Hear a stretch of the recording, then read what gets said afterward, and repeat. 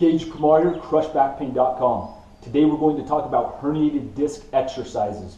We're going to go over 3 specific exercises that we know do 2 things when people have a herniated disc. They help reduce pain and they also help facilitate the healing process. And that's what you want herniated disc exercises to do. You want them to decrease your pain and help the disc to heal. Before we go over those 3 drills, I'm going to show you 2 really specific concepts that are also going to help facilitate the healing process. They're not exercises per se, but they're ways to reduce compression, stress, strain, force through the disc so it's able to heal. The first thing that I want you to start doing is avoiding early morning lumbar flexion. So avoiding lumbar flexion for the first hour after waking up. I talk about this specifically in this video right here.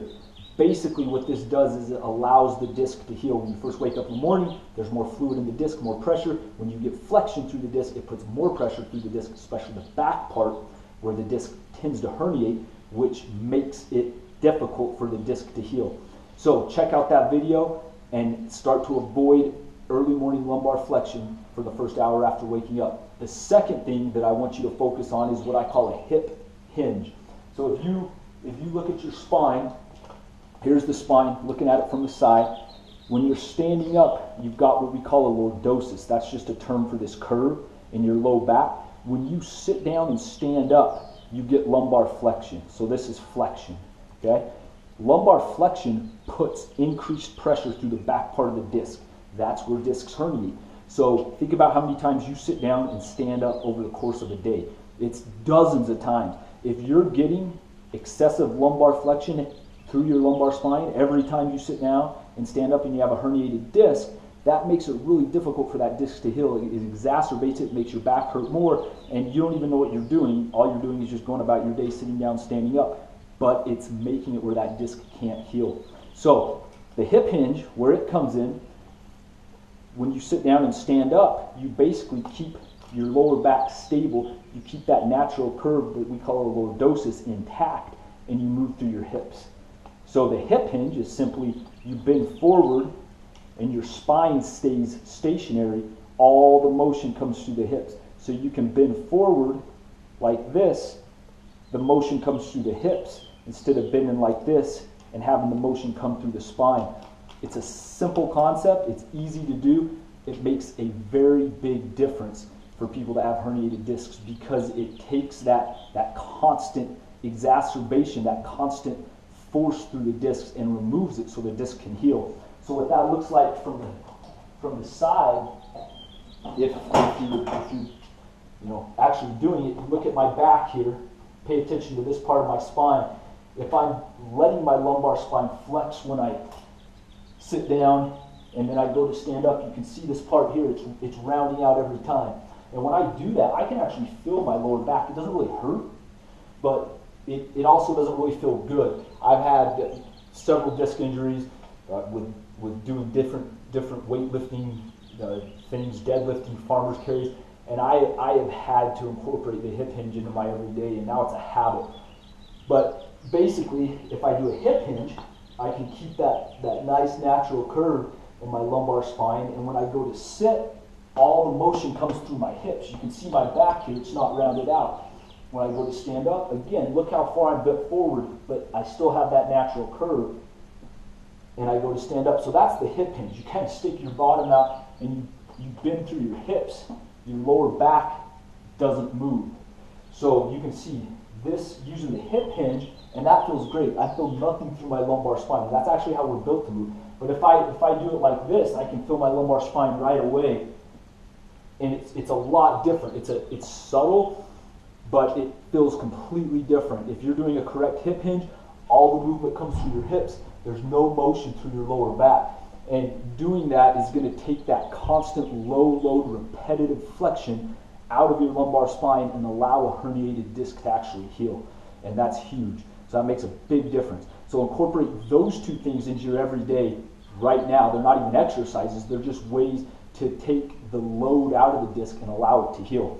So you're going to start with those. Now, the 3 herniated disc exercises that I want you to focus on are really simple, and you're going to do them in this order. So I've got a pull-up bar here. The first thing we're going to do is just some gentle traction through the lumbar spine. So that traction, again, usually disc issues are at L4-5 or L5-S1, but all the traction does is it just simply kind of gently pulls the vertebrae apart a little bit and allows that disc to decompress, which again facilitates healing. So you can use a pull-up bar like I have right here, and literally all you're doing is grabbing onto the bar and just letting gravity and body weight pull you down. So my toes are still in contact with the ground, and I'm just holding on, and I'm just gently letting gravity and my body weight gently unload my spine. This should be comfortable, and I mean, you don't have to get your feet off the ground. You can keep your toes in contact with the ground, so it's just a gentle traction force. And you can just hang out like that for 30 seconds to a minute. You can do that 3-4 times and just get that gentle traction through the lumbar spine. So you'll do that. Now, if you don't have a pull-up bar, another way that you can do that is with chairs. So I've got 2 chairs right here. You can get 2 chairs, set them up just like this, and you can do the same thing. Lock out the elbows, just hold yourself up with your arms in the chairs, and just have your toes touching the ground, and just let gravity and body weight gently put some traction through that lower lumbar spine. Again, it should be comfortable. So you're going to do that first. You can do, anywhere from 2 to 4 30-second to 1-minute holds. Then after you do that, you're going to get down on all fours. Some people call this a cat-camel, cat-cow, whatever. You're just going to get some gentle flexion and extension through your spine. So you're down on all fours, elbows are locked out, chin's tucked, and you're just going to gently hunch up and then hunch back down. Now you're going to try to focus the motion through that area between your shoulder blades, but you'll get a little bit of motion through your lumbar spine too. So it's just real gentle up and down. Now sometimes if you have a herniated disc, if you get hunched way up like this, you'll feel some pain down here in your lower back. Just do this through a pain-free range. So if you can only come up this far and then come back down, that's fine. We don't really care about the range of motion. We just want to get that gentle compression and decompression through the lower back, because that's what helps the discs heal. The discs are avascular. They don't have blood supply. The way that they get nutrients and get rid of waste is with compression and decompression. If we can do that really gently, that helps facilitate the healing process. So you'll just do about 10 or 12 of these guys, just nice and easy. Should feel real comfortable. Just up and down, nice and easy. Elbows are locked. You're just moving through the mid-back mainly, but you're going to get that real gentle motion through your lumbar spine too. With herniated discs, people usually like when they come down here more than when they're hunched up. But you're just real gentle up and down 10 or 12 times. Then after you do that, you're going to do what we call the prone press up. You're just going to lay down flat on your stomach. Your waist is going to stay in contact with the ground, and you're just going to gently press yourself up, and you're going to hold that up position for about 10 seconds, and then you're going to come back down. Just nice and easy. Come up, hold for about 10 seconds, and then come back down. Now with this, you want to start out just, again, through a range that's comfortable. Your first few reps, you may only be able to come up here. As you do this, what you'll notice is you'll be able to come up a little farther and a little farther with it remaining comfortable, without it getting too painful. And you just want to kind of gently work through these. And again, you're just coming up into the up position, holding for around 10 seconds, and coming back down. And you're going to do about 10 or 12 of those, and then that's it. Then you're done. So you have the traction with either a pull-up bar, or whatever you have that you can hold on to overhead, or the chairs, and then you're going to do that real gentle kind of hunching up and hunching down on all fours, and then you're going to do your prone press-ups with that hold for around 10 seconds in the up position.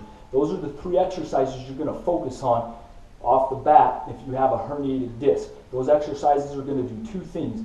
They're going to help reduce the pain, and they're also going to help facilitate the healing process. That's where you want to start. Those 3 drills, in addition to the hip hinge when you're sitting, standing, doing those transition movements, bending forward, even if you're brushing your teeth, instead of rounding out here, you're hinging.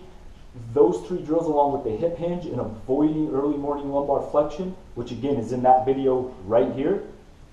With those two concepts and these three exercises, it's really going to make a big difference with your lower back pain if you have a herniated disc. You'll be amazed at how much better your back feels after only 1 or 2 weeks of incorporating these exercises and those 2 concepts into your everyday.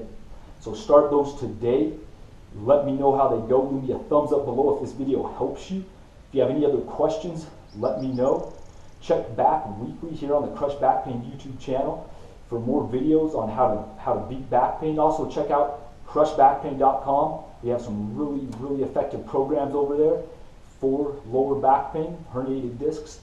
Check that out, see what you think, and just check back weekly for more proven methods to beat back pain here on the Crush Back Pain YouTube channel.